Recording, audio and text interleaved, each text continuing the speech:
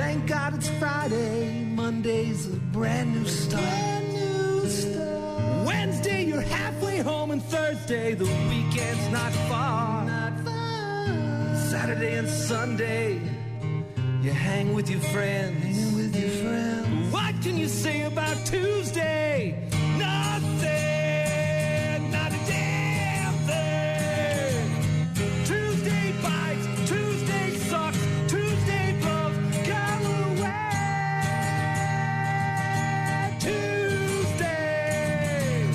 Tuesday's crap, Tuesday's lame, Tuesday's dumb, go away. Tuesday, Saturday and Sunday, you hang with your friends. What can you say about Tuesday? Nothing. Last 50-degree day of the year, maybe. Yeah, wind advisory tomorrow. Like really, really windy as things cool down, and possible rain and dreary all week long. Looking at what, upper 20s for Thanksgiving Day? Yeah, not going to be very festive in terms of getting outside and tossing the pigskin around. Going to be a little chilly.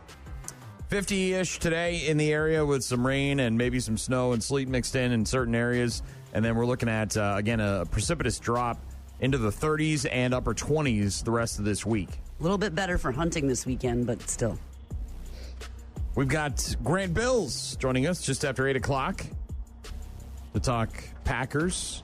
Big win this weekend over the Vikings. Also going to talk about Thanksgiving, see what his plans are for this week. I would imagine his family. Probably going to be spending time with Parents his fam. and siblings. The fam dam. Also, what's new on New Release Tuesday? We'll get to some other Thanksgiving stuff. Gene, anything else from the trip that we missed yesterday? I was thinking about that on the way in. I didn't talk much about any of the, and not that it matters really, but I didn't talk about much of the food. You mentioned the one place you went down the side street that had the pasta there in Italy. We didn't discuss the travel home. You said there was a couple of snafus there as well. Yeah. Well, I think you can just expect that. You know what I mean? If you're traveling anywhere, internationally especially, you're probably going to have problems. I would think, even domestically, you can just anticipate that there's going to be things that are going to go wrong. So, and they did. But you made it back. Yeah. Oh, yeah. Absolutely. Right? I mean, safe, and I was independently traveling on public transportation in Germany all by my big girl self. Look at that. I know. The big girl pants. I did. Went up the little car, the little thing, the mountain up there. The funcular. The funcular. Took the funcular. Told me about that yesterday. Yeah. Was there a bad food experience at all? I mean, some sort of no, I'm not eating that. No, not really. I mean, no, not really. Their breakfasts are a little different, right? So their breakfast, like at a hotel breakfast. Yeah.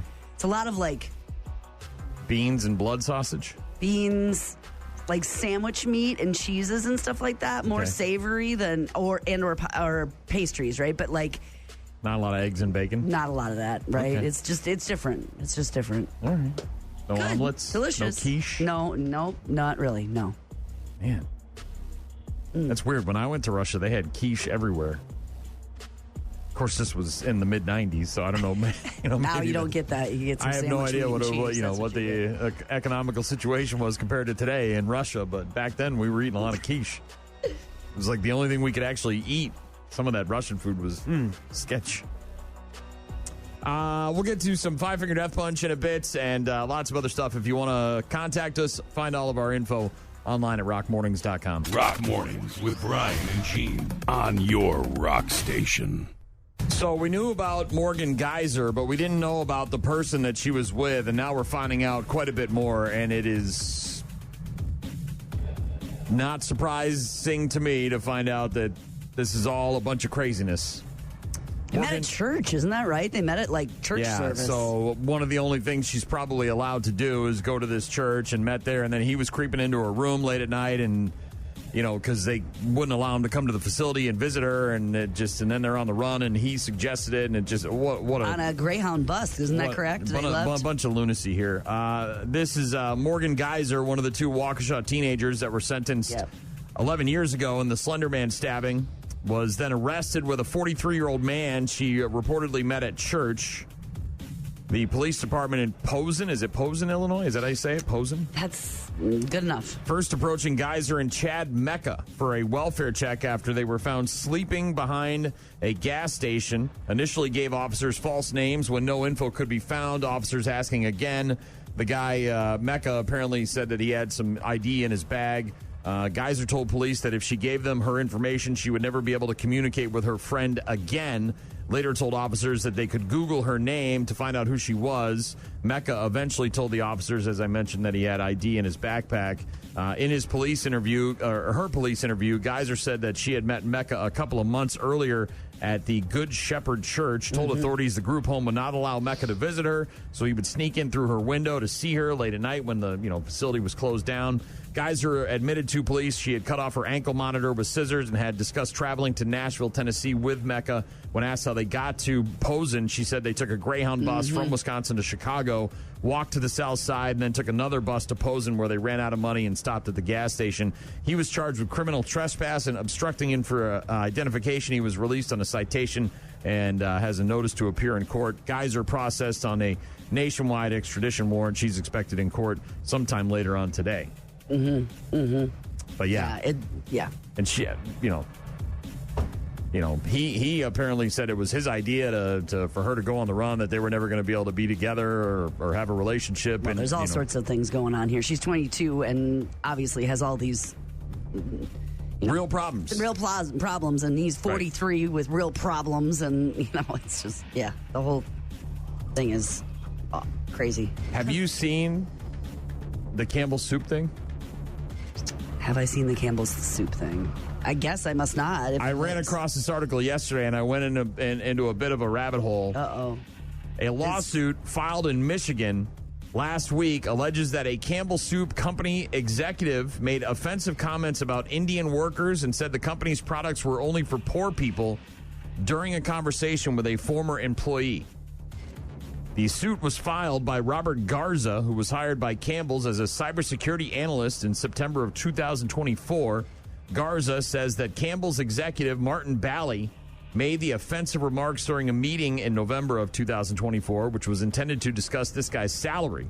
So they're there, according to him, they're there to have a salary discussion, and this guy starts unloading about Campbell's Soup and Indian workers. Bally, according to the lawsuit, Bally made several comments about Indian workers and said that Campbell's is a highly processed food for poor people.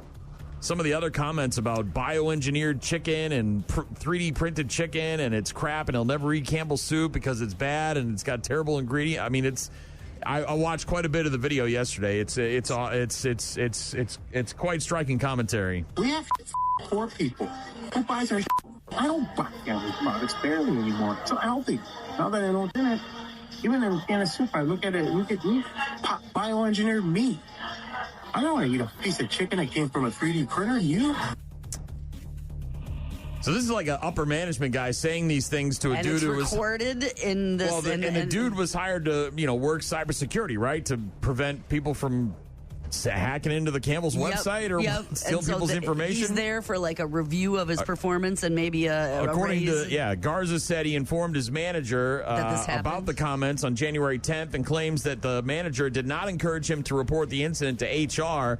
Garza was then, quote, abruptly terminated from employment weeks later. The discussion between Garza and Bally was recorded at the time, and that's where all this audio comes from.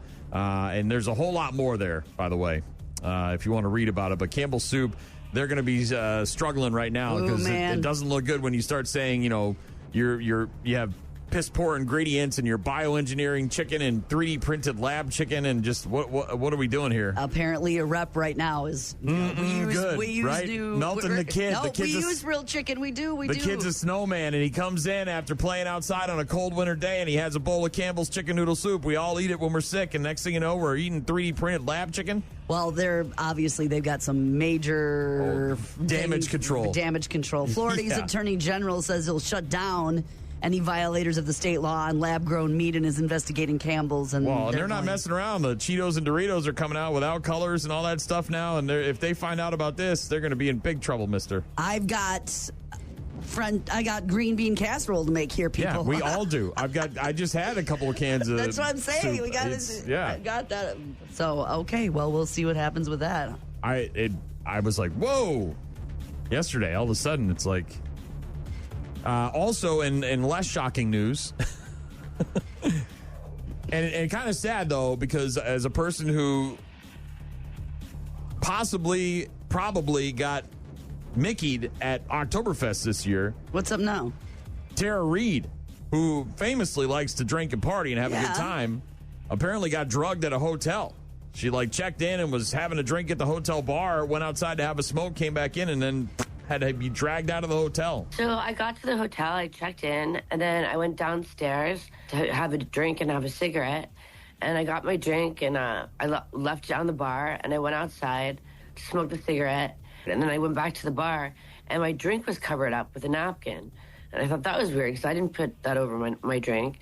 And then I drank my drink, and without even, finishing my drink, I just, passed out. And before I knew it, I was in the hospital. And then I woke up 8 hours later. So this is just a thing that everyone should really be aware about, watching their drinks. Watch, because I don't know what that stuff was, but whatever it is, it knocked me out. Yeah, I mean, that's scary stuff. Drinking wine. I don't drink hard liquor or anything like that at all.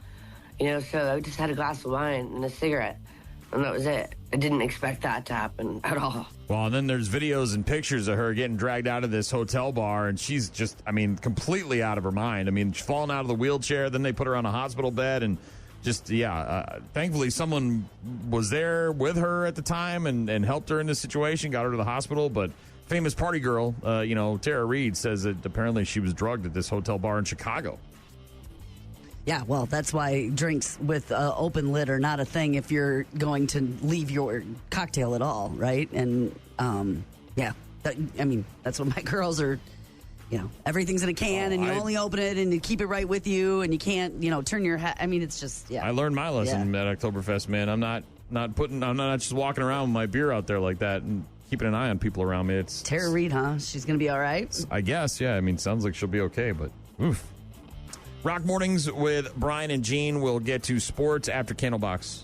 Rock Mornings with Brian and Gene. Find them online at rockmornings.com. A turkey's journey to the local grocery store is barbaric and impersonal. That's why at Humane Farms, all the turkeys die of natural causes. Some may be feeble and elderly, riddled with disease, or suffering from heinous injuries, but rather than the barbaric destruction commonly practiced at many processing plants, they pass peacefully in their sleep.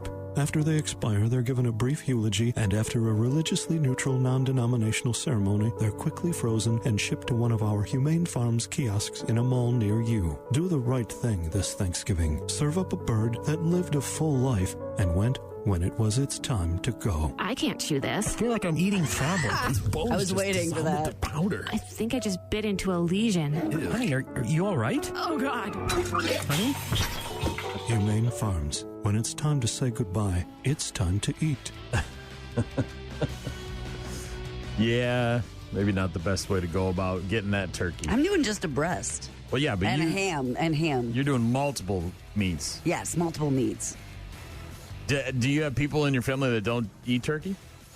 Because you've got it's just food, not their favorite. You know what I mean? They eat it, but it's just so. I love the whole big brown bird. I love the process of it. I love the you smell and the thing and the waiting. But it's just a lot of work for what we really get out of it. You know what I mean? A lot of the dark meat aren't people's favorite. So I might go full turkey leg this year. I might be the guy that just takes the whole leg. Yeah. We'll see.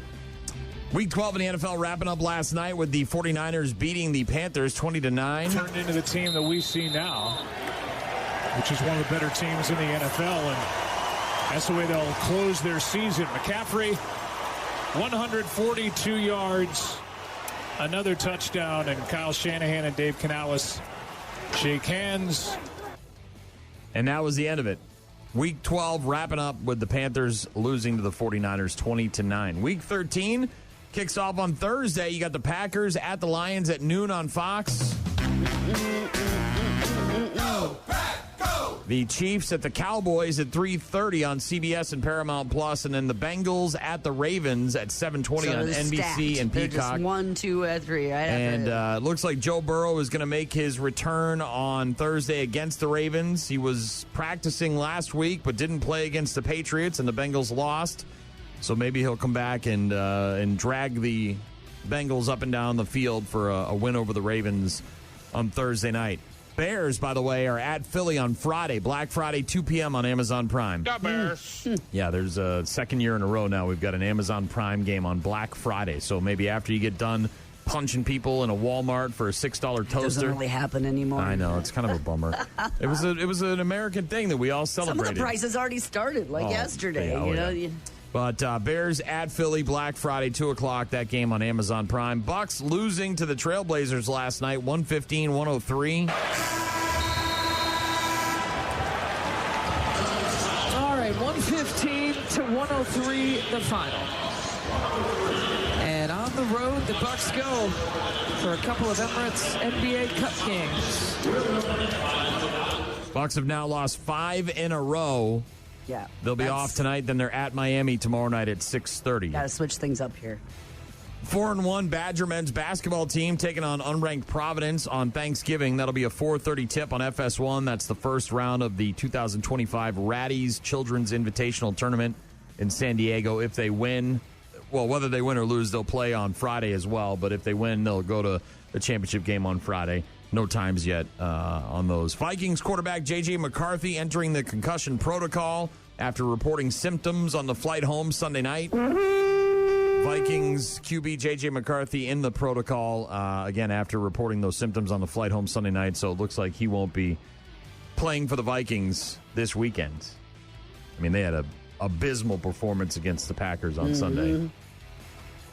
MRI for Tampa Bay Buccaneers quarterback Baker Mayfield revealing a low-grade AC joint sprain in his left shoulder. No additional damage. General feeling is that Mayfield is fortunate to have not sustained a more serious injury. His status for Sunday's game against the Cardinals still uncertain.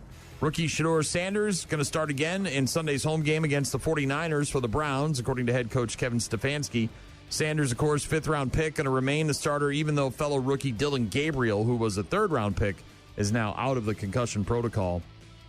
They're going to stick with Shedeur.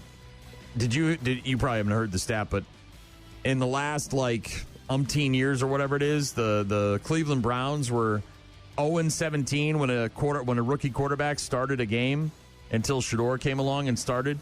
Okay. And now he's the only one in the last 18 attempts to start a game for the Browns and win. Some crazy ass stat. That is. And then Portland Trailblazers coach and Basketball Hall of Famer Chauncey Billups pleading not guilty yesterday to charges. Is this the gambling and that he profited from rigged poker games involving several mafia figures and at least one other former NBA player. This guy, 5-time NBA All-Star, won a championship with the Pistons, was arraigned in federal court in New York City on Monday for money laundering conspiracy and wire fraud conspiracy charges, both of which carry a maximum punishment of 20 years in prison.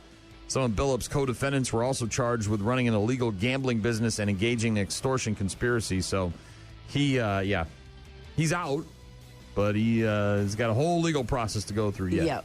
Chauncey Billups. Pleading not guilty, but we'll see.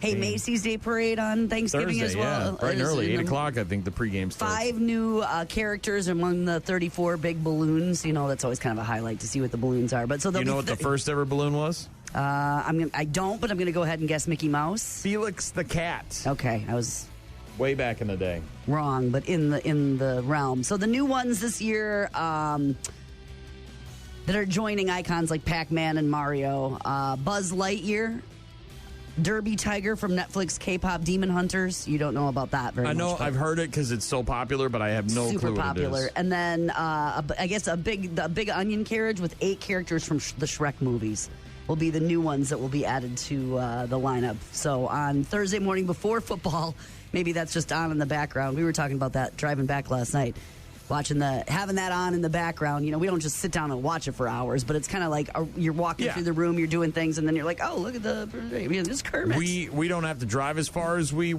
thought we had to. The plans have changed a little bit, so we may be able to stay home and watch more of the Macy's Day Parade than we did previous. But we'll get to our Thanksgiving spot just in time to watch the Packers kick off against the Lions. Yep, so Macy's Day Parade and then football. Looking forward to it. Stuffing. Wet bread. Give me all the wet bread. I think I have everything. Like, we went and got most of the stuff on Sunday when we got back, and then I had to run to another store and pick up. Boiled the eggs yesterday. Ready. Going to cook the bacon today. Probably assemble the bacon deviled eggs on Wednesday. Give them a day to congeal and gel and settle before eating them all on Thursday. Yeah, I got a lot to do. Shocking. Desserts to make and stock to make and Deftones coming up. Rock Mornings with Brian and Gene on your rock station. Wake up, Mr. Sleepy Pants. Do not approach me when I'm sleeping. Yeah, I'm sorry. I know this is the wrong time, but I had to tell you. What are you trying to tell me? Thanksgiving! It's right around the corner. Actually, today is Tuesday. Thursday is Thanksgiving again. That's 2 days away. Never too early to give thanks. Okay, thank you. Okay. I'm back to sleep. You can't. Why? Because it's showtime! Yes, the Tuesday before Thanksgiving. We are 2 days away. Gene's got a lot of stuff to do, but thankfully it sounds like you've got most of the ingredients. I have everything, I think. And yeah, just some cooking. And tomorrow night is turkey hats. We usually wear the turkey hats and have some cocktails while we're chefing. Shocking. Yeah. 34th season finale of Dancing with the Stars tonight on ABC. It's done. It's over. Tonight's the last episode. I don't even know who's left. Is it Corey Haim? I have no idea. I'm not. It's not a thing. I know he was in it, but I don't think he's left. Isn't Irwin, the Steve Irwin's kid, in there? Yes. I think he might be still left. Is he still left? All right. He seems to be the emotional favorite because he keeps dedicating dances to his dad and stuff like that. 34th season finale of Dancing with the Stars on ABC tonight. Also on NBC, the NBA is back on NBC. Coast to Coast Tuesday with a couple of games. You got the 76ers hosting the Magic at 7 o'clock, followed by the Lakers and the Clippers at 10 p.m. Coast to Coast Tuesdays, NBA on NBC. It's back. And on Amazon today, the premiere of a new show called Good Sports.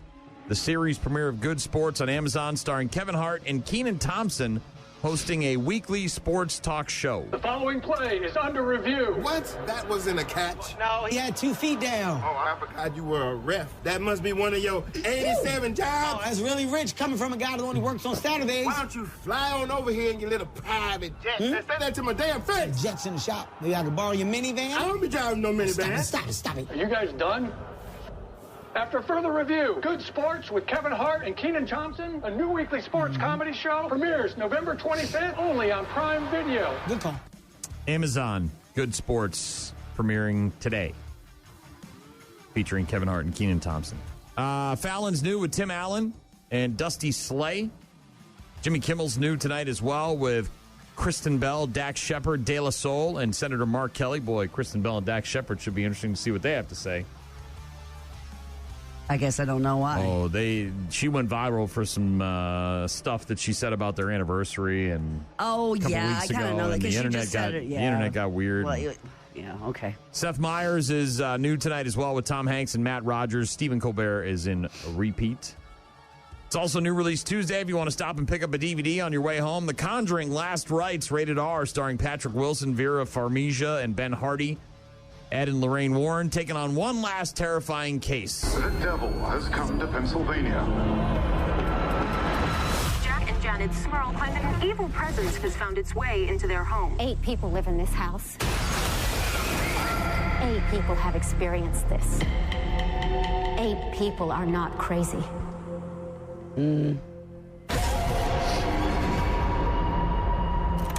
So, when did this start?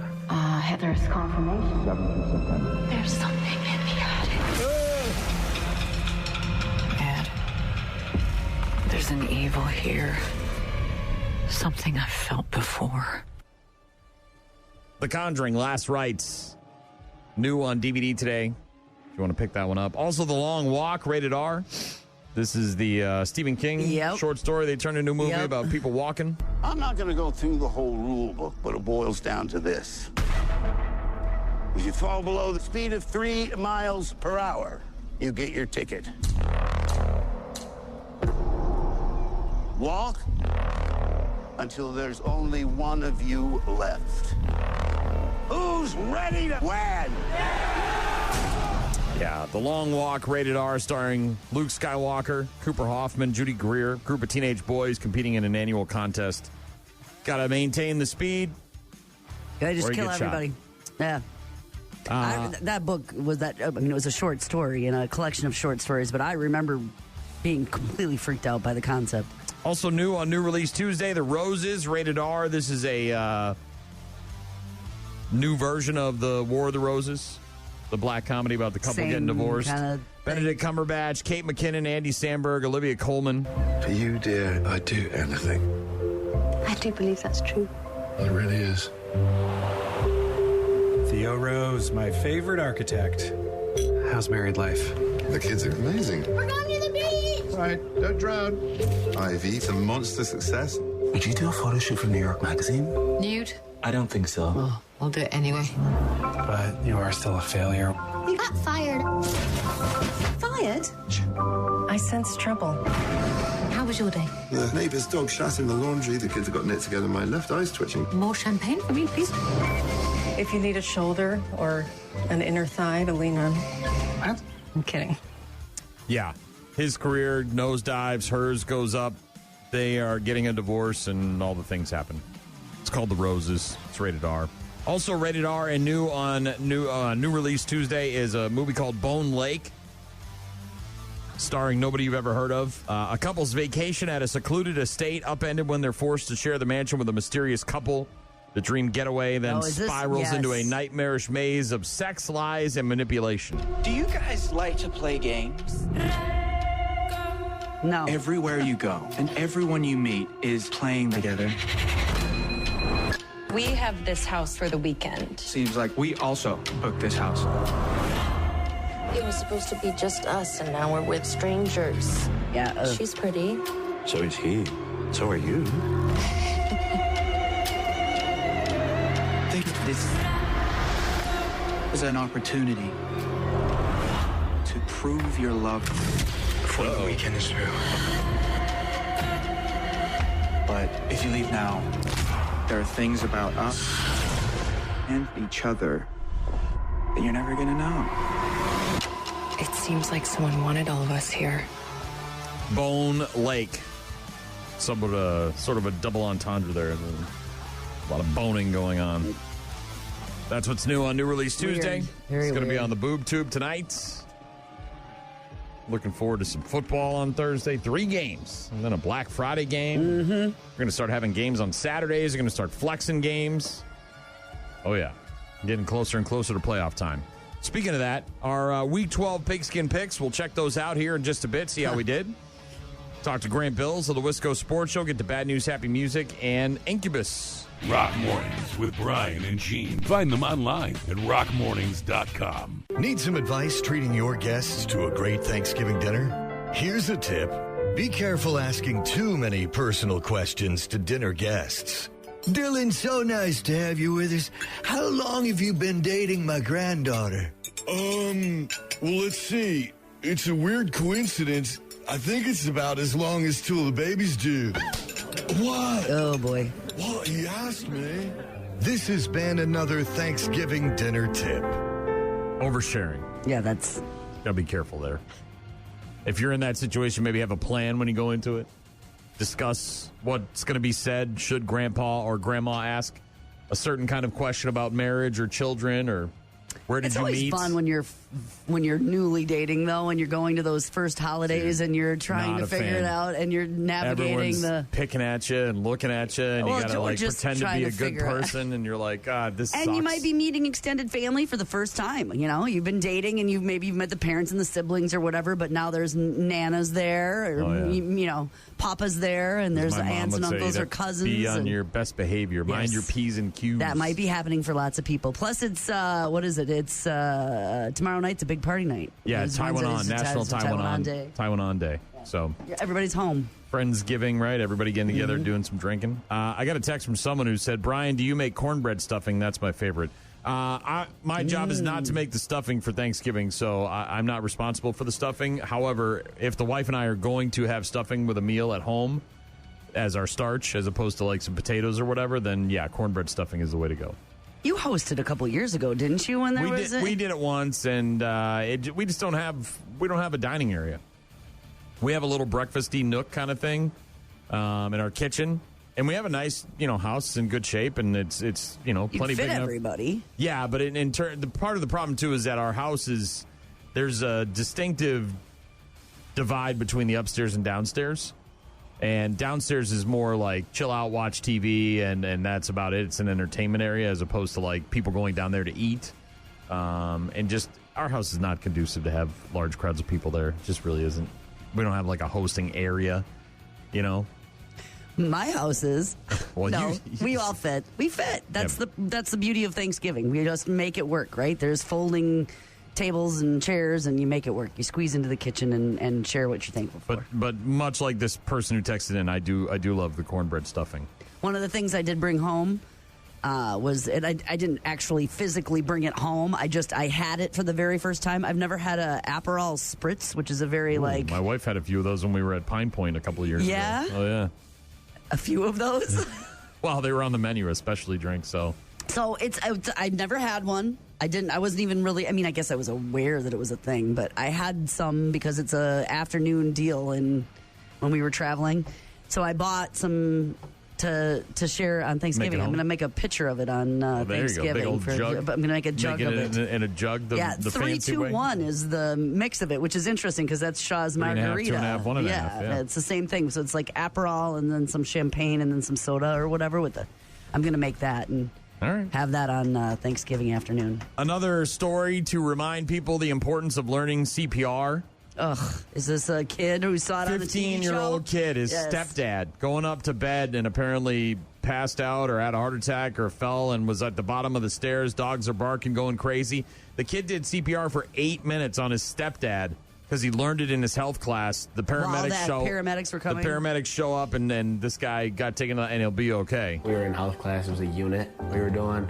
Next thing you know, I woke up. I was in the emergency room at Buffalo General Hospital. I looked at the bottom of the stairs, and his head was laying right there on the ground, and his feet were up on the third stair. Very clammy, eyes rolled back, completely non-responsive. And he's like, Mom, it's okay, I got this. I wasn't really getting tired. I was just worried. But I had to get with my senses saying he's going to die if I don't do this. It's a blessing. It's a miracle. He's definitely a hero. He saved my life. Oh. Anthony is the kid's name. He's 15 years old. This is in Lancaster, New York. Anthony Killinger in bed about 9 o'clock. Mom in bed as well. Dad's going up the stairs. Stepdad has an issue, a medical issue. Dogs start barking. They wake up. The mom's freaking out. And Anthony says, "It's okay, Mom. I got this." Learned the skill in his health class and performed CPR for 8 minutes. The mom, Jennifer, said 8 minutes is a very long time when you're in that moment. It's it felt like 800 minutes. It feels a very long time. That's a long time. Eventually, the paramedics got there. His heart was shocked 2 times, and then he was taken to the hospital on the road to recovery. He was given a 9% chance of living. Shut up. Are you kidding? And an even lower chance of not having any brain damage when you think about how quickly your brain can, yeah. Nurses kept saying this was divine intervention. They have very rarely seen somebody like this end up the way he was, let alone hearing a story of a 15-year-old doing what he did. 15-year-old kid on his own stepdad in the middle of the emergency, just laser focused. Unbelievable. Anthony from Lancaster, New York. Those are hella odds, too. Yeah. Well, those nurses obviously know. Have you ever known anybody that was in a coma? No. Thankfully. Not that I don't think I have either. Ever in my life? Thankfully. I've known people that medically have been induced because as opposed to serious injuries, yes. medically induced, keep them asleep for a while, but nothing like 20 years later they wake up. So that must be a very weird experience, right? Very unique. Probably hard to relate to other people, especially if you've been in a coma for a long time and you come out of it. The only person maybe that you can relate to is someone else who has come out of a coma, which is what happened with these two people in Minnesota that just got engaged.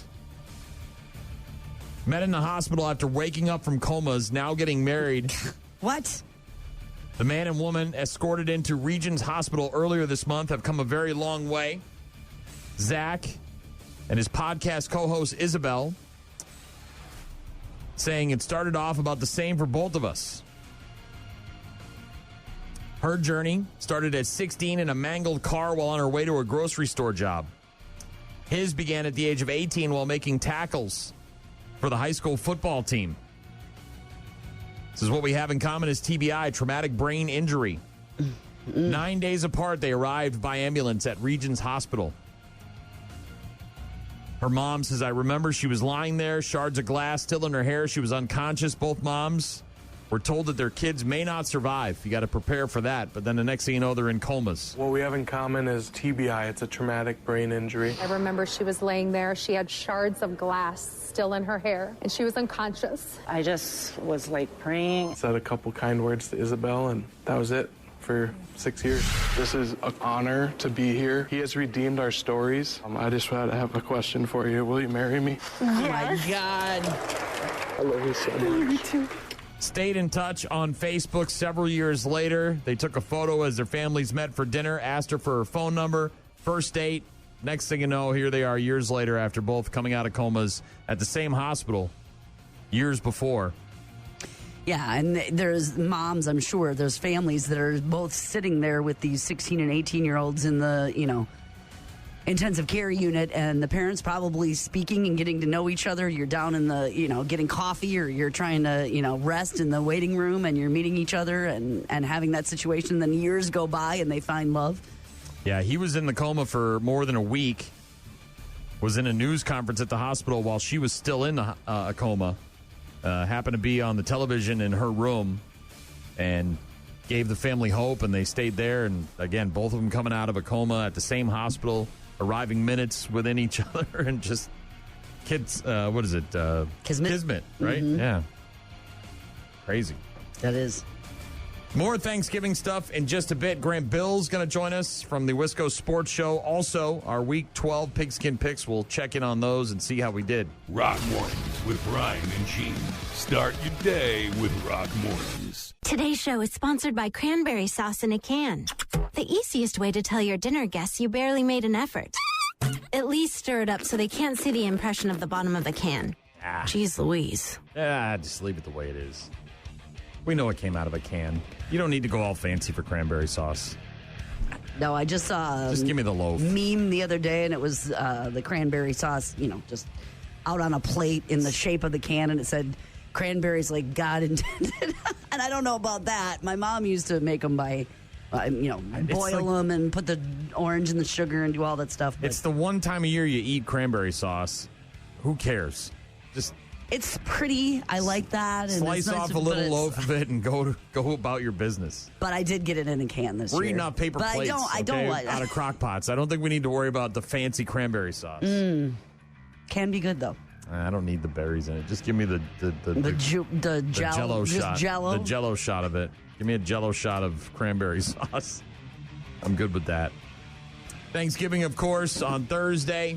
New report says that 53% of Americans plan to order takeout or delivery from restaurants for Thanksgiving dinner, which is up from 37% in 2024 and 32% from 2023. Like a pre-made meal, you mean, or like something else? I think like so. Some restaurants do that, right? Oh, they have a Thanksgiving meal. Or grocery stores where you can get it all. An additional 5% of people are planning to eat their whole meal at a restaurant on Thanksgiving, which is on par from last year. Why do people rely on restaurants? 63% of them say they want to enjoy Thanksgiving and not worry about cooking and cleaning and all the other crap, right? So it's just nice to have the meal and be done with it. Throw away whatever container it came in and you're good to go. 40% believe it's cheaper or costs about the same to buy all the ingredients to cook at home. And 35% don't want the hassle of doing everything themselves. 26% say they'd rather have a professionally cooked meal Maybe you're a bad cook, right? Maybe you're just not. You can't handle it. My wife could not handle making a full one on, thing she could do, not several things. One full on like a side dish, but not like the mashed potatoes, the stuffing, the turkey, the ham, the green bean casserole, the corn casserole. Trying the to pearl time onions, things out, and what time does this go, and how do I do the oven? And oh god, it'd be funny to watch. I'd have a laugh. I'd enjoy watching it, but she couldn't do it. Not a strong suit for my wife. 19% of people say they're just too busy to prepare a meal or a dish. So 58% of people ordering at least some of their Thanksgiving meal this year from a restaurant. Yeah, I mean, in the past I've done desserts because they're time consuming, and nobody's going to complain but about the pie that's made by a professional. You know what I'm saying? I do know what you're saying. I am making them this year, but I've done that before. Gotten, bakery rolls or, that kind of stuff. So, yeah, some parts of it for sure. Here's another survey that asked people which items they would ban from Thanksgiving if they could, and we need to get these people on the rocket ship and send them to Mars. Are they banning stuffing? No. Green bean casserole? Yes, which is... I think that's a love-hate thing. Is that a divisive dish? I've never thought of it as a divisive dish. I never thought people would be upset about green bean casserole. It's wonderful. I think it's one of those things where people either, everybody happens to like it I'm trying to think of the people that are coming to my house. I have 10 or 12. And is it because it's a slurry? Because it's kind of like a slurry of green beans? People what either is it? grew up and they love it, or it's kind of like, why do you love this so much? It's not, it's just because it's delicious. Well, I know, but I think there's some of that where it's like, this isn't really that good. 40% of people. I bet. In a recent survey, say they would ban green bean casserole from Thanksgiving. Mm-hmm. So those people are un-American communists.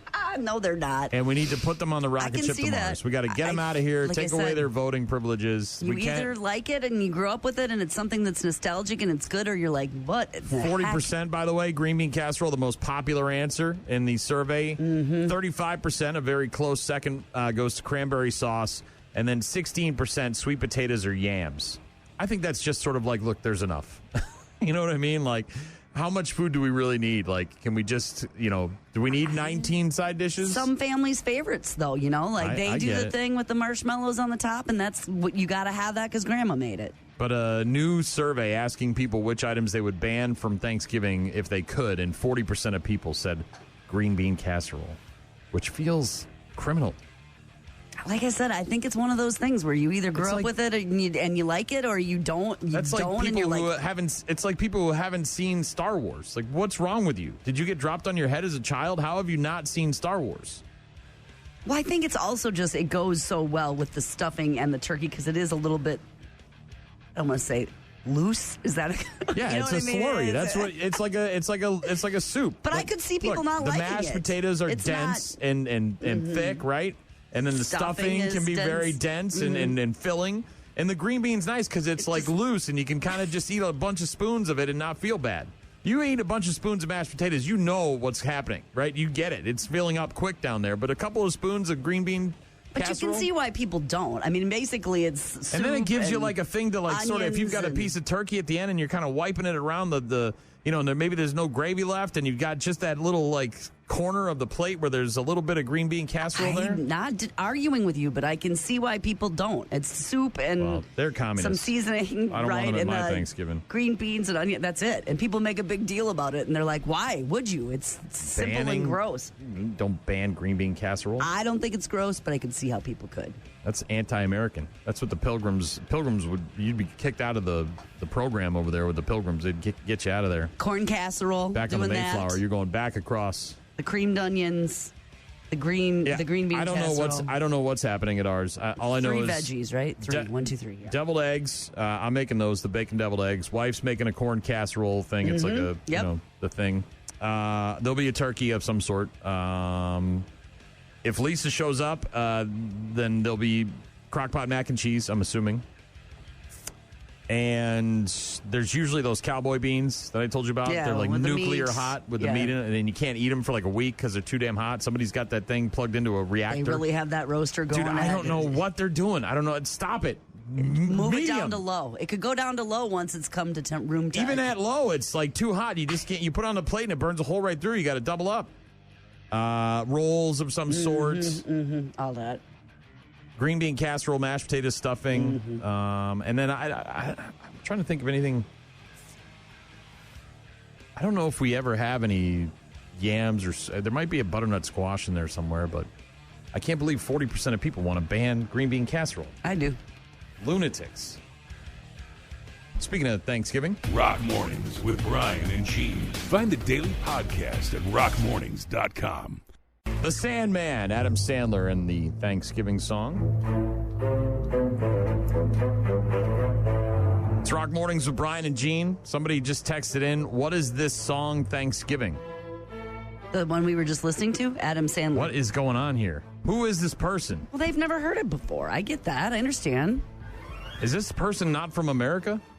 You could easily never have heard that song before. What? Easily. That song's Easily. No. There's Yes. no, Sure you no, could. no. Yes. No. Yes. No. Yes. Unless you've been living under a rock for You the could last easily have not heard 15 that. to 20 years. I mean, he did that in the 90s. So?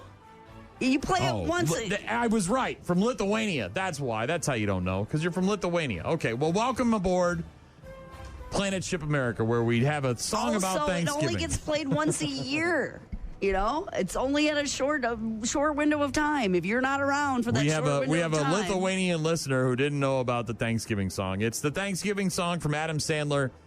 Feel free to Google him. He's got a whole bunch of other songs, including the Hanukkah song, 92. the lunch lady song, a whole bunch of them. Was the first time between Sandler and the Weekend Update. Kevin Nealon. Dip, dip, dip, dip, dip. Red hooded sweatshirt. All right, on to Week 12. Week 12 in the NFL wrapping up last night with the 49ers over the Carolina Panthers. We both got that one right. You'll be happy to know, Gene, that you did not lose any ground this week, but you also did not gain any ground. And I could go over the previous weeks when you weren't here, but you didn't do very well. In fact, give me 1 second here. Let's take a look here. Week 11. So you missed Week 10 and 11 because you were overseas. And I'll just give you the brief recap. In Week 10, you finished 7-7. I finished 10-4, increasing my lead. And then in Week 11, boy, you had a real tough time in Week 11. You finished 6-9, while I finished 10-5. That's not so again. great, is it? Again, increasing my lead on you in our Pigskin Picks challenge. How about this past week? This week you did pretty well. The old girl made a comeback, but again, you didn't gain any ground because I scored the same as you did. We both finished 10-4. That's pretty good. I did real good. For you, yes, but again, look at that, 10-4. You're trailing by a lot here. That is so many. Correct. So you got Houston over Buffalo. You picked that one correctly on Thursday Night Football. And then we both picked Baltimore and Chicago in their respective games. You, of course, went with the Bengals because you can't pick the Patriots, even though they've won 10 in a row now. And I picked the Pats, obviously, so I was correct. Then we were all right. The two of us were right on Detroit, Green Bay, and Kansas City.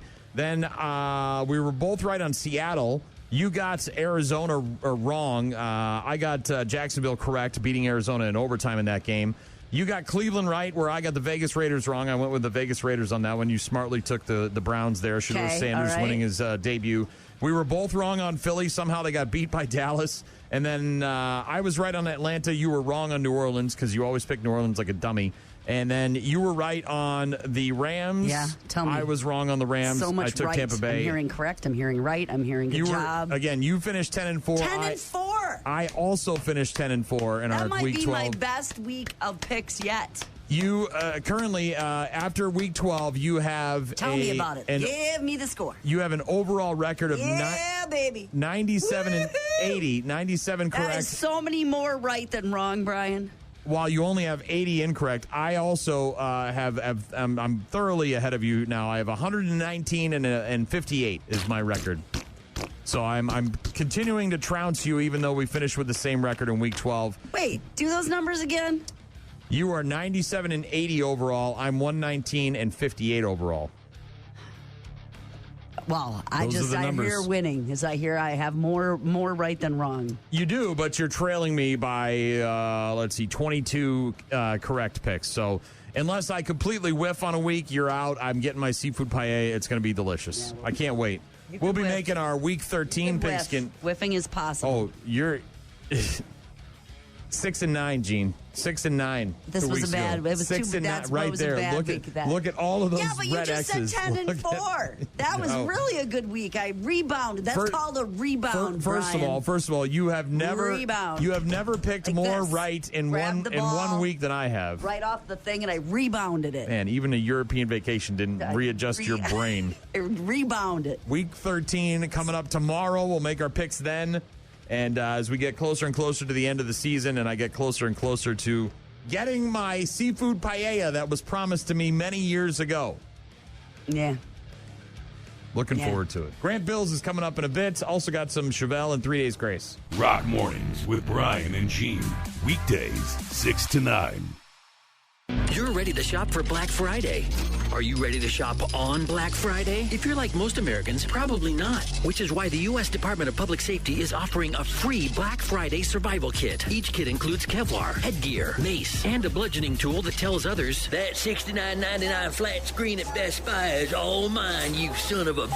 Order now and we'll also include a complimentary Thanksgiving Day survival kit. Each kit includes Kevlar, headgear, mace, and a bludgeoning tool that tells others that last turkey leg is all mine, you son of a... The U.S. Department of Public Safety emergency kits, because it's not about celebrating the holidays, it's about surviving them. Sometimes. That's why it's always... I don't think it's that bad anymore. That's why it's better to go to somebody else's house. Then you can just leave. Right? Gonna do some Black Friday shopping, as a matter of fact, but I don't go to... We'll go to places that are popular, but I won't stand in line for a really long time to do checkout. Yeah. I can't do that, man. I just can't. We will go to probably Menards in the morning because they do batteries and stuff like that. So we go and buy things for the house, stuff that like we might need, and occasionally we'll catch a present or two while we're there for somebody, but we're not going out buying presents. First of all, we don't have kids, obviously, so we don't have to worry about all that. And the stores just don't do that anymore. Well, a lot of the specials started yesterday, so it doesn't even matter about Friday itself. There are some that aren't dropping until Friday. They do special, like, I know Target's doing some, like, first 100 customers, and there's some Old Navy stuff. There's certain stores that'll do on-premise only on Black Friday, but a lot of the specials and sale prices already started online. Shop local on Saturday, by the way. Yeah, shop small. Yep, Small Business Saturday on Saturday. Fat Boy texting in said, after years of Brian complaining about not getting his seafood paella, and now he's so close to finally getting it, I hope Gene puts artichoke hearts in it. Even the artichoke hearts couldn't ruin it, because it's not about the seafood paella. It's about the fact that she promised me the seafood paella when I was going on the slab to get my colon resection. I don't know that I pinky promised. 13 years ago, she said, what can I do? And I said, make me seafood paella. See, that's very loose. You just said it right there. I said, what can I do to help? And you said you could make me this. And I said, and okay. she never did. A terrible friend who wasn't there for me when I needed her the most. I said, is there anything I can do? And here we are 13 years later, and I might finally get some version of a seafood paella. You said, make this really incredibly rotten thing, and I said, yeah, okay, whatever. You're like one of those people that's like, anything you need, I'm here. I hope you don't text me, though, because I don't really want to do anything for you. Yeah, and then you were fine. You were fine. Like a couple hours later, Could have died. You were fine. Saw the light. Was on the slab and saw the light. No light. Zero light. Thank you, Fat Boy. Not a light. Did ruin my Thanksgiving when I first moved here, though, with stupid artichoke hearts and the stuffing, like some kind of communist. Yeah, it was an experimental year. Something they do in Russia, whatever country my you brother. from. Estonia. Brothers. Got a text from somebody who said, my buddy is spatchcocking his turkey this year. A viable cooking method, you cut the breastplate, flatten the turkey to cook it faster. That sounded dirty. I've seen that done, but I've never experienced it. You cook your own breast, dude. The guy from Lithuania, I didn't realize was from Lithuania, but also had texted in earlier when we were talking about green bean casserole, said it was a least favorite item. I think it's an American thing, and then also wondered about the song Thanksgiving, and I wondered aloud if he was from another country, and he or she, and they're from Lithuania. And I sent them a Wikipedia to the Thanksgiving song for Adam Sandler. So, yes, there is a song by Adam Sandler about eating turkey on Thanksgiving. And he did it. He performed it on Saturday Night Live for the first time in the 90s. And then it became a viral hit, obviously, on the internet. But it's once a year kind of thing. You could easily escape that and never have heard it. If you're from Lithuania. Well, even if you're not. Mike texted in and said, if green bean casserole is so loved, why is it only heard of at Thanksgiving? Because you don't live in the right family. I don't know what's going on with your family, but we have green bean casserole several times throughout the year. Do you? We don't. Yeah, it's easy. And a couple years ago, my kid was Well, it's not like a regular thing, but you get a hankering for it occasionally, and you're like, hey, here's a can of green beans, and we have a can of cream mushroom. Why don't we just put... Yeah, that never happens. And my kid pointed that out to me a couple years ago. He's like, everybody loves it. Why don't we ever have it? So I think I made it one time that year outside of, and I don't know, because you just don't. Well, maybe it's similar to the cranberry sauce and the turkey, right? The turkey is probably because it's such a pain in the ass to cook a big-ass turkey, right? Why don't we have turkey any other time of the year?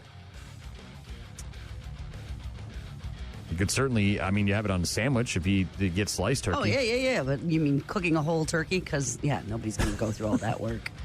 I don't know who this is, but every single one of their texts for the last, week and a half have been about Sleep Token. We're going back to November 13th, so this is, what's today? This is 2 weeks ago. Today's the 25th. Thursday, November 13th. This person texted in, Emergence by Sleep Token. Can't stand the repeating. Honestly, I would love to never hear any of their songs. Okay. Monday, November 17th. How many no votes do you need to stop playing Sleep Token? LOL, let me be number one. Okay, then what? Jen is the person's name. Sunday, November 23rd. Okay. Still strongly hating Sleep Token. From Metallica to Sleep Token, boo hiss. Almost time to find a new station to listen to this Jen, crap. Don't go away. And then on Tuesday, November 25th, just moments ago, Jen texted in, I would eat a pan of green bean casserole, which I do not like, then listen to any Sleep Token song. Jen, stop.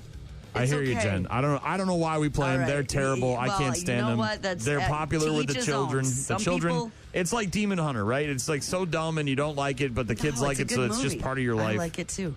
So I apologize, Jen. Some people like green bean casserole, some don't. I can almost guarantee you that between the hours of 6 a.m. and 9 a.m. you won't hear Sleep Token because I'll just delete it every time I see Jen, you want tickets? Maybe put them on your list from Santa. Tom texted in and said he loves his butternut squash. Brian in Colorado said, I agree with Brian. Those people are communists. I would ban yams, if anything. Talking about people who want to ban green bean casserole. Oh, yeah. Also got a text from Roxy in the 715 who said, I love cooking Thanksgiving dinner, everything from scratch. Good job, Roxy. Jen would eat an entire pan of green bean casserole, which sounds delightful. I would eat a spoon. You don't need to not play music for me to eat green bean casserole. I'll just eat a plain bib and a spoon and just pull up that whole casserole dish. Big Jen. spoon, big giant spoon too, so you can get more of it in there. Pat texted in and said, I love green bean casserole and Sleep Token. See, to each his own. We're letting people like stuff too much. We got to reel it in. They can like whatever they We've want. expanded too far. We got to reel it in. We've overcorrected. Okay, we went from only having 3 things, and then everybody was allowed to like and do whatever the hell they want. We got to reel it back in. We can't have people doing all the stuff. Jen doesn't. They do. It's how the world works. How Brian. do these people? It's we yin can't and fit these yang. people in the same box. We just can't do it. The hell we doing? Rock Mornings with Brian and Gene. Find them online at rockmornings.com. Rock Mornings with Brian and Gene, 8:15-ish on Tuesdays. We're joined by the host of the Wisco Sports Show, the one and only Grant Bills. You can listen to Grant Bills weekday afternoons from 4 until 6 p.m. on stations all across the state like WKTY in La Crosse and Sports Talk 105.1 in Eau Claire. Grant Bills, how are you, sir? I'm doing excellent, both Brian, and welcome back, Gene. This is, I think, arguably the best week of the year in Wisconsin. You got deer hunting both weekends. Yep. A week filled with football watching and eating and drinking and visits to your hometowns, and everyone's wearing sweaters, and you got the fireplace going. I mean, it's just the best. Yeah. Did you hunt? Does your family go to the woods? Do you have any? Were they successful in getting any? We did. I hunted with 2 of my cousins, my uncle and my father, this last weekend. I hadn't deer hunted in maybe 7 or 8 years, so it was a little bit of a renaissance for me. It was very fun. We had we got some deer, and we hung out in the shack and watched the Packer game on our little antenna, and ate pickled herring, and drank Leinenkugels, and all the things. Yes. Wow, that's very very Wisconsin. Very manly. Yeah. Thank you, Simpson. It's kind of shocking. I got to be honest. Were you pushing the deer through the woods for everybody else, or did you sit in a stand? What happened? No, Were you driving? I shot the deer. We're a stand family. I don't like stomping through the woods. I'm going to sit, and if they come to me, cool, and if not, it wasn't my day. I actually enlisted my cousin to help me drag a deer because they are heavy. They're not light, so... hopefully this upcoming weekend... There's the Grant I know and love. Yeah, well, they're not light. Hopefully this upcoming weekend, one of my other relatives will get a deer, and I can repay the favor. That's the Grant. Right. The skinny, anemic-looking, very pale Grant Bills who can't drag a deer out of the woods. I'm not that skinny, and I can drink plenty, I'll have you know. Where did that come from? Yeah, I didn't say you couldn't drink any. I said you were skinny. Drag a deer out. I said you were anemic looking. Yeah, like drag. You got some kind of low iron in your blood. Dead body. Anemic is a little harsh. I'd say I'm fine. I'm accurately proportioned with fine skin color, but that's fine. So you went home to hunt last weekend. You're going home again for the Thanksgiving holiday. Is there a side dish that you do not like, or is your favorite? Oh, well, Simpson and I talked about this. Give me the green bean casserole, the mashed potatoes. No, I like it all. Okay. I like it all. Okay. And I I don't know where you stand on this, Gene. Some people, they get so bold when they don't like things. Oh, I hate green bean casserole. Oh, Bloody Marys are gross. It's like, well, you know what? Keep that to yourself, because I'm going to enjoy it for the both of us then. So, no, I like everything on the Thanksgiving table. I will eat it all. You missed it last week because you were in Europe still, but I asked Grant his top 5 must-have on the plate. All the one's favorite ones. Grant, let's ask quickly about a little more Thanksgiving stuff. Dessert of choice after you're done with the meal. You've got all the options there, the pies and the scotcheroos and cookies. Cookies. All the things. What's your go-to Plate of dessert? Grandma's bars. What are you having? Is there Jell-O mold and ambrosia, maybe? Ooh, yeah. Pecan pie. Always. Classic. All right. Pecan pie. And then, what you do is later on in the evening, you go down the road to the supper club that's kind of open, not really. Maybe they got some regulars running the bar because the owner always lets them, and you get yourself an ice cream drink. You're absolutely right, Simpson. That's the perfect day. Yes, ends perfectly. What's wrong with that? There's nothing. You're mocking me? Screw you. That's delicious. I get you. That's a Brandy Alexander for you, or no, you're not mocking me, Gene. I can hear Simpson. He's mocking grasshopper. Maybe Could I get a cherry on top too, please? A little extra whipped cream. Spoon to share. Share with everyone at the table. I understand. I get it. You don't put sprinkles on an ice cream drink. You can mock me for an ice cream drink if you want, but don't turn it into an ice cream sundae. That's not what I'm eating. Okay. I get it, Grant. So are you... My mom, by the way, thinks you're mean to me, Simpson. She listens sometimes. She's correct. She goes, that man is mean to you. That man is mean to you, and I don't like it. You know what? And you have a very loyal, fun, awesome, engaged family. You have siblings that you get together with, that you care about. You go see movies together, so she cares. She cares, is what I'm saying. A hot mom. Yes. She's got a good-looking mom. So hopefully she's not listening now. Hopefully she's not. Hopefully she's at work. When you get home then and you have the Thanksgiving, are you football watching all day long then? Is that what's on the agenda? Yeah. Okay. Yeah, you got to have it on. But I think, and Simpson, you could probably take some of this advice. I don't know you in this context, but you can't let it decide your day. You got, as a family, you got to be able to throw the Packer game on at a holiday gathering and enjoy it and watch. But then, on a commercial break, we're going to chat about, how's Uncle Mel. You can't just get in a pissy mood because the Packers lose. So it's an important tightrope to walk. But yeah, I'm not invested in the Packers as a fan, so I also don't like to have conversations with people. So I would rather just sit there and watch a football game and drink a beer and not be bothered. Mm-hmm. Mm-hmm. I just think that's more of a you thing, that you'd be that same way on Easter. Yeah. That has nothing to do with football. You just don't like people, which I think is well established. Myself first and foremost, it seems. Let's talk quickly about I love you, Grant. I just think you're, you're off kilter. Packer win against the Vikings. Sort of a non-starter here. The Vikings, what was it? 4 offensive yards on 15 plays in the second half. What happened there? So there's really not much to take out of this game in terms of where the Packers are at, because the Vikings are such a dumpster fire. Well, the Packers pass rush, played a big part of that. So, yeah, J.J. McCarthy stinks. In the first half, you kind of saw the Vikings coach and the offense, like, all right, we don't think our quarterback's great, but we can get by. We'll run the ball a little bit, and we'll do a little bit of this. And then the Packers got up 10 points, and it's like, you guys are porked now. Because he can't throw the ball down the field. They can't pass on first and second down. And I think the second half is a good example of how the Packers can look when they actually have a lead, which they haven't in the last month or two. They back and forth with the Giants, trailing to the Panthers. When the Packers can actually get up on a team and turn their pass rush loose against an offense that needs to throw, they can be pretty darn good. And, you know, I think Matt LaFleur just kind of simmed towards the end of the game. We're going to hand the ball off. We're going to kick field goals and get out of there because we have a short week. And our quarterback's a little banged up. He's got a bum left shoulder. So I was very pleased. The game was done and over very quickly, which allowed us to, you know, get back to our tree stands or to go drop a deer off at the butcher. It was a perfect Sunday. Any concerns about the game against the Lions on Thursday? Concerns meaning that the Packers could lose? I think they could lose. Well, no, yeah. I mean concerns going into the game in terms of like things that they're looking to do. Is there any injuries that are standing out? I mean, obviously, you know, the running back situation. Any other concerns maybe? Just knowing Josh Jacobs and how they've handled him, I would guess that he's back. But we'll see. Emmanuel Wilson looked great on Sunday. I've been wanting them to give Josh Jacobs a Sunday off for 2 months, and they finally did it. And look, the other guy was just fine. Funny how that works out. But I would assume Josh Jacobs will be back.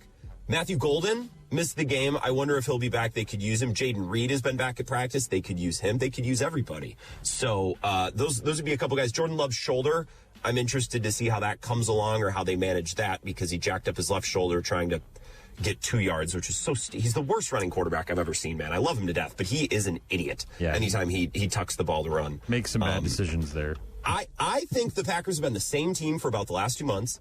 The Lions they're still really good, and they're going to be favored. I don't know the spread, but they've come back down to earth a little bit. Like, they lost to that J.J. McCarthy Vikings team at home in their building. They went to overtime with Jameis Winston and the Giants at home on Sunday. So I think they're gettable. I actually feel very good about the Packers' chances of going in there and pulling an upset. I don't know if I'll pick them, but I'm very excited for Thursday's game, which a month ago I don't know that many Packers fans would have been. Well, Thursday and Friday are massive games, massive impact on the NFC North, especially because you've got the Packers and the Lions essentially with the same record as the Bears, and the Bears going against the Philly team that desperately needs to get back on track after losing to the Cowboys.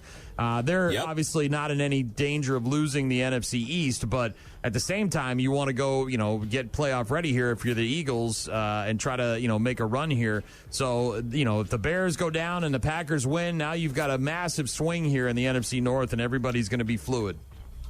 Well, and the Packers play the Bears 2 more times. So for as weak, I guess, relatively weak as the Packers have looked at times over the last 2 months, and as gettable as the Lions have looked, and as great as the Bears have just found ways to win, which is such a skill. I wish the Packers had more of that skill. They would be in a much better spot. As defined as the NFC North has felt over the last month, the Packers play the Bears twice, the Lions once, the Vikings once. The Bears, I think it would stand to reason that maybe they'll lose one of these close games that they've been winning. Like, this division is very much up in the air, which means home playoff games, Simpson, are very much in the air. Your Patriots for a long time beat up on the worst football teams I've ever seen in my life, constantly getting home playoff games. It's very important. It's a big advantage, especially for the Packers with that pass rush and that running game. So, these Thanksgiving games are all massive. Especially now that only when you're talking bye week, you're talking about only the number 1 seeds getting those bye weeks. So even I don't think the Packers have a shot at that. I mean, maybe an outside chance, but I think that they are definitely looking at hosting at least a home playoff game. Maybe if they do finish first in the NFC, they'll get that. I don't think anybody's taking the Rams, but Packers. Yeah, they look good. Big game on Thursday. Really big game on Thursday. Grant Bills, host of the Wisco Sports Show, on the phone with us each and every Tuesday. You can hear him weekday afternoons from 4 until 6 on stations all across Wisconsin like WKTY in La Crosse and Sports Talk 105.1 in Eau Claire. One more sports thing. The Bucs are an absolute disaster right now. What's happening? Obviously the injury to Giannis is perhaps the biggest reason why they've lost 5 in a row, but now they're going on the road for a couple of games. They're not going to have a chance at this stupid cup thing that they're doing. When does this ship get righted? When are we expecting Giannis to come back and save the Bucs from a miserable, dismal season? Well, hopefully. I hope that people are watching the Bucs right now and think, maybe we should give Giannis a little bit more credit for having, 35 points, 18 rebounds, and 7 assists every night and winning games. Because look at how bad they look without him. And I think Ryan Rollins has been better than expected. And I think plenty of these players have been better than expected. It's not resulting in wins right now, which is terrifying. Because if Giannis has to miss 2 weeks in March, or in February, what if this happens again? It's a long season. It happens to star players all the time. Does the team just the worst team in basketball? Because that's kind of what they look like right now, which is terrifying. So they need to find a way to just scratch a couple of wins without Giannis. The problem is last night would have been a great opportunity. They're better than the Blazers, and the Blazers were on the second night of a back-to-back, and the Bucks got ran off the floor. So very concerning. I wish I had solutions for either of you, but I really don't. All right. Bucks having some troubles. Sorry. Struggling. Packers, 2 games in 1 week. Grant Bills dragging deers out of the woods and eating with his pies. With his cousin. Hanging out with his cousins. Mm-hmm. Is there a holiday or a Thanksgiving favorite when it comes to movies? I know there's not a ton of Thanksgiving movies out there, but there are several. Obviously, Planes, Trains, and Automobiles comes to mind. Is there a top Thanksgiving film that you must watch? Let's say if maybe you're not watching any football. I have a better question. Well, if you're just asking me, and go ahead, Gene, please. Are you and your siblings and your mother Euchre going to Wicked 2? Oh, Jesus. Of course they are. They will go. This is the holding hands thing that they I went can't last year. Hold my mom's hand at the movie theater. Yes. Yeah, I remember this. I know. They will go, won't they? My father and I stayed home last year. Okay. They went. Now, if my siblings both had plans and my mom wanted to go and there'd be no one to go with her, I would go. But because I'm a good son and I'm the eldest, which means I just feel guilt and certain responsibilities for things that my younger siblings are completely oblivious to. Like, they don't carry these burdens around with them on a daily basis, and that's fine. That's how the eerily family opposite works. of Gene's situation. Yes. I get it. I understand. I will not be going to Wicked. Okay. But I like watching The Last Waltz on Wednesday night. Which is an old concert with the band and a bunch of other musical stars. We are a Christmas with the Cranks family. We're a Tim Allen household. I told you yesterday. Gene's never seen it. I gave it to her. A Christmas movie. Love it. It's hilarious. Oh, it's great, Gene. Jamie Lee Dan Curtis Aykroyd. Jamie Lee Curtis is every single Midwestern mom with her vest, her crafting vest that she puts on. She's a lunatic. She's just like you. You love it. Christmas with the Crank house. And, okay. It's based on the book Skipping Christmas. I believe it's a John Grisham novel, which I haven't read, but my mother has. She says it's good. Yeah, it's a classic. It's not Gone with the Wind. It's just a Tim Allen, Jamie Lee Curtis Christmas movie, but that's probably one of my favorites. My only issue with that film is the snow. They did a piss poor job on the snow. They didn't make it look anything like real snow. It's so bad, and it really distracts my view, my gaze from what's going on the screen. The snow, the fake snow that they apply, whatever that is, on the yards, and it's so bad looking. So bad. Well, that's my biggest gripe as an actual Midwesterner watching these Christmas movies or a Hallmark movie or whatever. They make it look like you can just go stand out in the snow with a sweater on and it's pretty. It's like, no, you're going to get soaked. Yeah. You are going to, that's snow, that's water falling on you. It never, so I'm with you. However, when I watch a Tim Allen Christmas movie, I just don't really care all that much, Simpson, but I'm glad you're locked into these things. Grant Bills, host of the Wisco Sports Show. Always a pleasure. Have a great Thanksgiving. Enjoy all your food and all of your holding hands at Wicked 2. Euchre, your ice cream drink, your deer dragon. Special ice cream drink with the cherry on top. I love that for you. And say hi to your mom for me. Will you give her a big hug and tell her how much I appreciate her, please?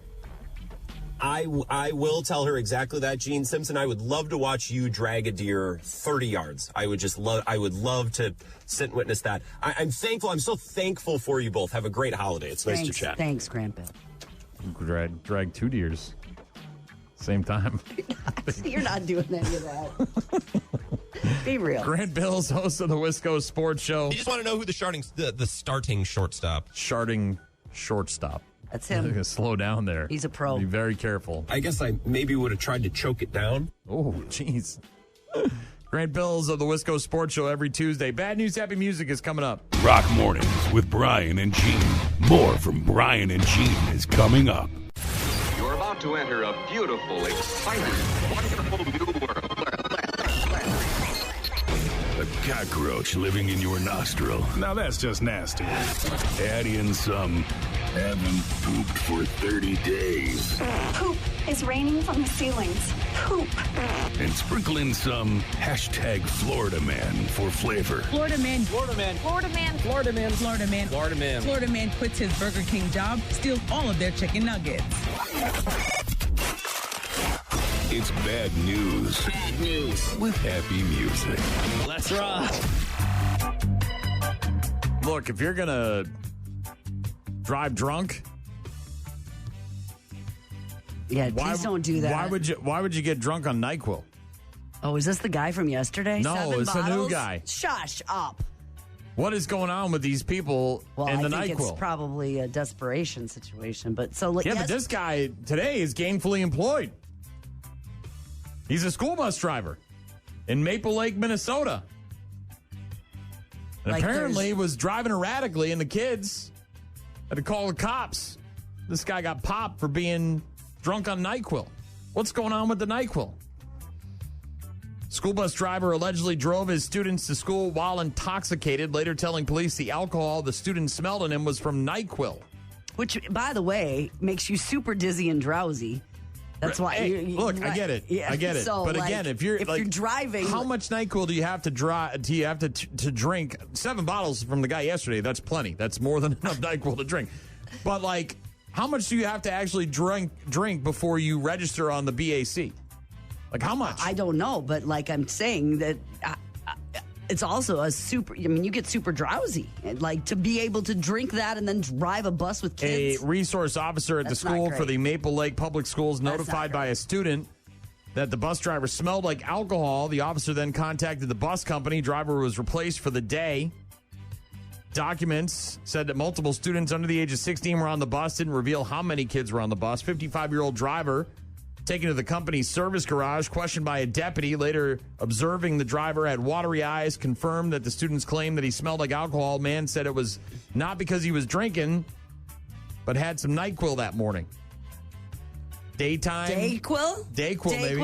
Yeah, they take out the sleepy stuff. And probably the alcohol, I would think. Authorities conducted a breath test to determine, alcohol? And it's his alcohol concentration was 0.082, just 0.002 above the legal limit. So it wasn't like this guy was doing 7 bottles of NyQuil like the dude from yesterday, but still. I love the name alone. NyQuil, capital N, small Y, big Q. Mm-hmm. I love that Q, don't you? Yeah. Big giant Q. I think if it's a nighttime cold or nighttime flu version, Stuffy, there is sneezy. 10% alcohol in it. So yeah, it gives you a little something to take the edge off and go to sleep. But is alcohol-free versions? How much do you got to drink to be above the legal limit? That sounds like a lot to me. I guess I don't know. I don't know where this story went. I was looking for it. A man in West Virginia is now recovering after being shot in the head while fighting over a gun with another man as they were shooting rats from a second-story window. Authorities say a West Virginia man rushed to a hospital after being wounded while struggling over a gun. No, it's my turn. No, it's my turn. No, it's my turn. No, it's my turn. I'm going to shoot the rats. You shoot the rats. I'll shoot the rats. We'll shoot the rats. Give me the gun. It's my gun. Your gun. So they're on a roof shooting at rats, and then there was some sort of a disagreement about whose term it was to have the firearm. Yeah. And then he was injured? Apparently that's the case here. Authorities say that a West Virginia man rushed to a hospital after being wounded while struggling over a gun with another man as they were shooting rats from a second-story window. They didn't even have a balcony or a roof. They were just in the window like Kennedy. They're shooting from the book depository. How many rats? How big rats? How many big lots of rats? 1 a.m. on a Wednesday, they're up there with a gun in the dark at 1 a.m. At 1 a.m., the cops received a call about a man shot on Harrison Street in Newell, West Virginia. Initial reports suggested the person was injured in a gun cleaning accident. Those are always good to do at 1 a.m. When the deputies arrived, they found 2 men and a woman in the residence. The victim, holding a blood-soaked towel to his head, was standing at the top of the stairs with the woman and the other man. EMTs treated the man for what appeared to be a gunshot wound to the head, taken to the hospital, then transferred to another one, stable condition. Deputies questioned the other man and the woman, determined the incident was not a gun-cleaning accident. Instead, wasn't. They found that the two men had been shooting at rats outside a second-story window using a small-caliber rifle. The shooting occurred when the men were struggling to get the rifle from one another, causing it to discharge and strike the victim in the head. Have you ever fired your gun up in the air and gone, ah? No, I have not ever fired my gun up in the air and gone, ah. Is this some sort of infestation? What kind of rat problem do we have here? This sounds like what should we do at 1 a.m. with this rifle after several NyQuils? We have a real big rat problem. At 1 a.m.? I guess that's when the rats come out, right? That night? Do the rats come out? I don't know. I'm just trying to put it all together, man. Mark Reese Fuller is the owner of the house. He was arrested and charged with 1 count of wanton endangerment with a firearm and 1 count of shooting within 500 feet of a dwelling. They were gnawing. You know, there was That's scratching and there was droppings and gnawing marks, foul odors. What were we supposed to do? 1 a.m. They're just up shooting rats with their small caliber rifle. Maybe after a couple of NyQuil. What kind of cocktails can you make with some NyQuil? I didn't know you just drink could. it straight from the bottle? You mix that with something? Is there an Aperol, an Asperol, whatever the hell you're making? I don't think they're mixing it with anything. It's not an aperitif. It's just NyQuil. Oh my God, what are we doing? Take away their right to vote. We gotta stop letting people vote. These people shouldn't be allowed to vote. Look, I've done some really stupid things at 1 a.m. Getting up and shooting at rats out of a second-story window is not one of them. That weren't there? Rats that weren't even there? Well, look, 2 dudes and a girl in an apartment at 1 a.m. after some NyQuil, there's probably rats in the alleyway, is my guess. Do you have that bad of a... Like, I don't know if the rifle's really going to take care of the rat problem. I don't... You know, you might need to bring in some snakes or something, some kind of other animal to drive the rats out of town. Some eucalyptus or lemongrass or something. You gotta, what is the thing where they sage it? Yeah, you gotta burn some sage. Yeah. I don't know. When are they the most active? What time of year is this? Is fall and winter, I guess. This is really sad. A vehicle, was towed not once, but twice in 15 days, so a little more than 2 weeks. It was towed twice before anyone noticed. No.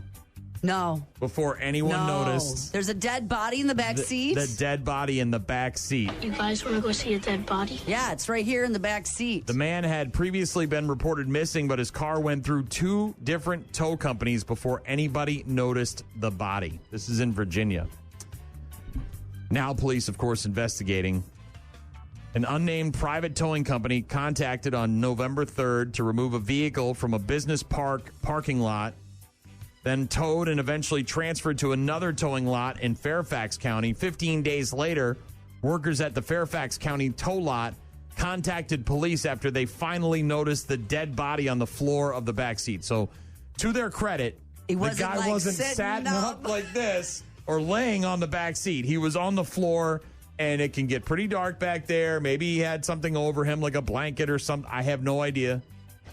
But police have now identified the body as a 49-year-old man who had been reported missing on November 1st, 2 days before the car was then towed from the business parking lot.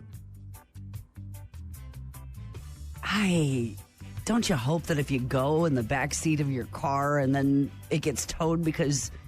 You're overparked there, Brian, but you're also a goner in the back, that someone notices you? Not once, Gene. Don't you hope that someone goes, hey, let's give a look-see? Let's look-see in these vehicles before we tow them. Let's just a look-see. You'd hope. I don't know. You're dead. What do you care? You're dead in the backseat. Twice, though. I know, but maybe isn't that protocol? Just give a look-see to make sure there isn't like a kid or a dog or a wild baby animal. or a thing or a $1 million clown. Like, just give, I don't know, check it out, look-see. Just give a once-over, kind of a once-over. Bad news, happy music. Couple more. Open up a Google for me. Ugh, okay. Melinda, M-E. Yeah, I know how to spell L-I-N-D-A. Melinda. Me, Linda. Last name Howard, Howard. She was apparently going through some cardboard and got a paper cut. And within a week, the paper cut became infected and her hand started to swell. And if you see a picture of this thing, it's sketchy. She had to go to urgent care. She got a paper cut, got infected, got real nasty. And if you want to see a picture of this lady's hand, give her a Google. Melinda Howard. Breaking down small some paper cut. Didn't think anything of it, right? breaking down some cardboard boxes. We've all done that, right? Oh, yeah. You get a little cut here, a little cut there. You're like, man. 63-year-old in Mississippi tells people that she didn't think much of it, unfazed. Of course. Was cramming a whole bunch of boxes, rolling them up, getting them into the garbage. One caught my hand, gave me a paper cut. I was like, oh, for crying out loud.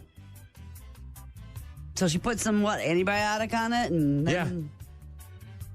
Prednisone for several years. The prednisone severely damaged my skin. I'm 63, but the skin is really thin, and I'm a slow healer. She's also a long-distance runner, by the way. Yeah, I knew she'd have to keep it covered. Well, then the hand started to swell and start to turn different colors. Next thing you know, she's in urgent care.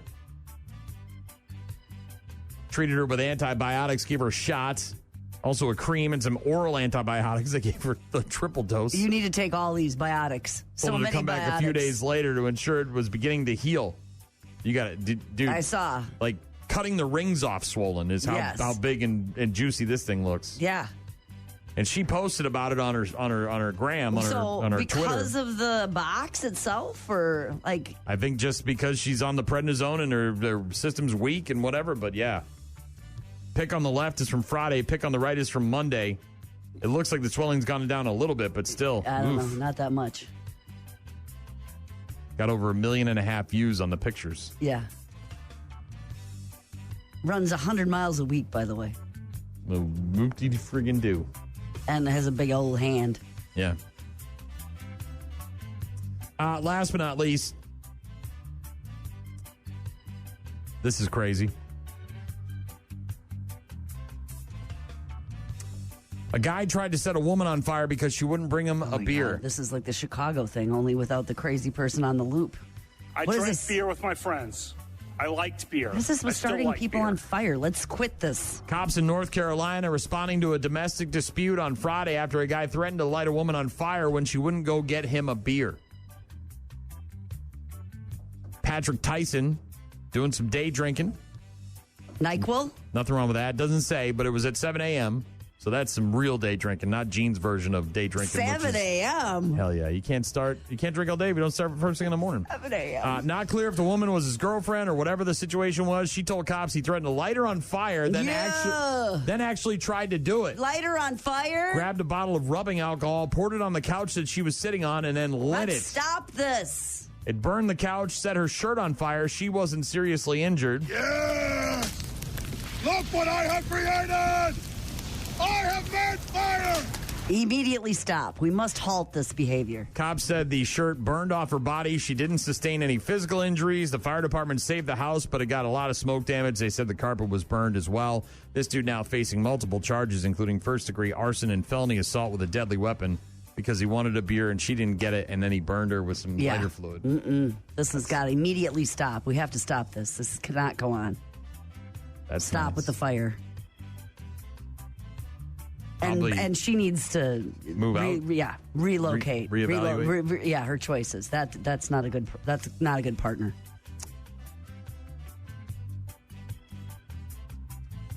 All sorts of crazy. Again, every time I feel like my life might not be going so well, I read these stories and I'm like, God damn, I am acing it. I'm nailing all of this. I am acing. I haven't had NyQuil since I was sick, like a year ago. That's it. I just can't imagine drinking it to drink it because you want to get drunk. Like, dude, it's so gross. It's necessary when you're that sick and you just need to go to sleep. Yeah. That's about it. Nasty. Bad news, happy music. We'll get to our daily check-ins after beer. Rock Mornings with Brian and Gene. Find them online at rockmornings.com. Call. Hello. Email. I tried emailing you. Text. So many ways to check in with us. Check. We rely on you guys for traffic updates, requests, and all sorts of other stuff. Check this out. Rockmornings.com is the website where you can find all of our contact info. You can also, of course, download the apps. 95.7 The Rock, 92.9 The X. Download the apps. Get in touch with us that way. Leave us voicemails. Send us pictures, videos. Maybe you got a buck. Just like Grant Bills sent me a picture. Wanted to prove his manliness. He sent a picture of the deer. He said the buck weighed at least 220, ran 300 yards in a swamp, and crossed 2 creeks. So, yeah, I needed a little help. I'm sure of it. He said, you would have died. He's maybe not wrong about that. Always trying to prove his manliness to me. Got a text from Jim. Said, me and my buddy go rat shooting on his farm. It's kind of fun. A 12-pack and some jack. Yeah, look, I'm sure a lot of people shoot all sorts of vermin from their porch or in the backyard. Well, are you driving around on his farm? It sounds like on his land. I don't know if I'm doing it out the second-story window of my apartment at 1 a.m. after drinking a bunch of... NyQuil or whatever these dudes were on. Smoking a bunch of peyote. What's this going? Dan texted in and said, Brian, spatchcocking turkey is done in an hour. Only way to go. Yeah, so I had to Google it. You don't have to spend hours in the oven. About it. He said, Sleep Token sounds like the Muppet Band got into my wife's Ambien. Happy Thanksgiving. Welcome back, Gene. I love everything about that text. Thank you for being part of the program. Michelle texted in and said, I'm with Jen and all those texts. No Sleep Token from 6 to 10 a.m. Monday through Friday. Oh, that's you. There's other people that are green bean casserole people. So. Got another person who said, Brian, bring Jen in to eat that pan of green bean casserole. Let's make an event. That's Paulie. I said, I also enjoy watching women eat. A whole pan of green bean casserole? I would watch that. Jen. Somebody else texted in and said, what I don't understand about yams is why we take a vegetable that helps regulate your blood sugar and then cover it in as much sugar as possible. WTF. That's America, baby. That's that's the American way. That's Grandpa did it. That's how Dad did it. That's what you don't understand about yams. You know what I don't understand about yams? The marshmallows. Jen, of course, was the one with all of the anti-Sleep Token text messages, including one this morning at 7:46 that said, I would eat a pan of green bean casserole, which I do not like, rather than listen to Sleep Token at all. I said, I promise to delete any Sleep Token song between 6 and 9 a.m. on weekdays when we're in the studio. And she said, you're awesome. I love you guys in the morning. Thank you, Jen. I want Jen to be angry about. I mean, she's been angry about that for a couple weeks Long now. time. Now maybe get mad about something else. They are not something else. Look. They're not for everybody. They are definitely not for everybody, and I don't know what the hell they are, but they don't mix with what we do. There's something for everybody, Brian. That's what makes it wonderful. Fat Boy said after years of Brian complaining about not getting his seafood paella, now he's so close to finally getting it. I hope Jean puts artichoke hearts in it. I'll be fine as long as she pays up on her debt, which is really what this is all about. The fact that she promised me seafood paella when she said, what is the one thing I can do for you that you're terrified to go under the knife? You get a major surgery, a colon resection, which is not there something I can do? One day thing. I was in the hospital for over a week before I was released, and I said seafood paella because I'm going to be starving. Too difficult. I haven't eaten in a week before I went in, and she didn't make it for me 13 years ago. I did not. One of my closest friends, you and came out of surgery just fine. You went to, I think you went and got a burger afterwards. I actually got some tots from Taco John's. I got potato olays. It was friggin' awesome. Yeah. Austin texted in and said, can I request Sleep Token? See, Austin. Pat texted in and said, I love green bean casserole and Sleep Token.